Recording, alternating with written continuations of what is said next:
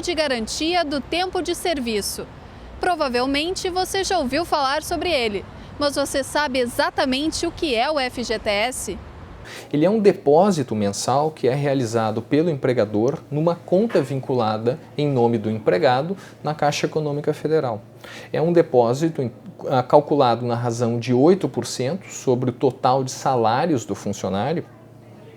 Mas veja, esses 8%, isso é um equívoco comum.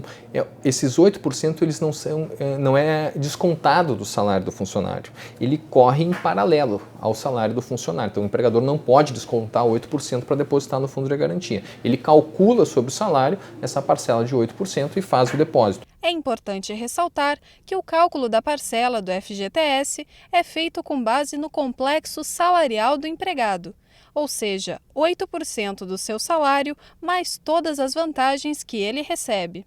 O saque do FGTS é garantido aos trabalhadores no caso de desemprego involuntário, por exemplo, na despedida sem justa causa. Mas existem outras situações nas quais ele pode ser utilizado, como o financiamento da casa própria. Excepcionalmente, esse fundo também pode ser usado para situações de catástrofes naturais, enxurradas, né, que é bastante comum aqui no Brasil, tempestades em que o funcionário então pode se utilizar desses recursos para auxiliar na reconstrução da sua casa, e também pode ser utilizado excepcionalmente em situações de doença grave. Comprovadamente, em caso de doença grave, o funcionário utiliza desses valores para lhe auxiliar no tratamento no que for preciso. E não são só os trabalhadores urbanos que têm direito ao pagamento do FGTS. Ele não é só devido para o trabalhador urbano, ele também é devido ao trabalhador rural, também é devido ao trabalhador avulso e, recentemente, também houve a inclusão dos trabalhadores domésticos. Também eles devem ter recolhimento de fundo de garantia. Para se informar sobre o pagamento e o saldo do FGTS, basta o trabalhador ter em mãos o número de sua inscrição no PIS, o Programa de Integração Social. O trabalhador tem pleno acesso à sua conta vinculada do Fundo de Garantia, depositado na Caixa Econômica Federal.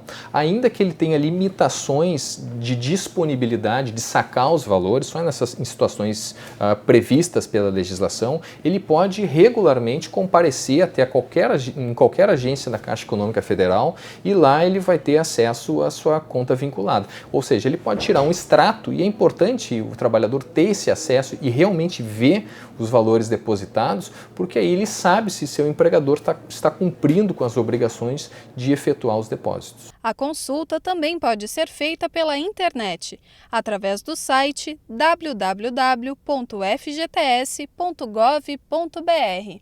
Caso os depósitos não sejam feitos corretamente, o trabalhador deve procurar os seus direitos. Se o trabalhador tiver a certeza de que os depósitos não estão sendo feitos ou estão sendo realizados em valores inferiores ao devido, o empregado pode requerer junto ao seu empregador diretamente que haja regularização.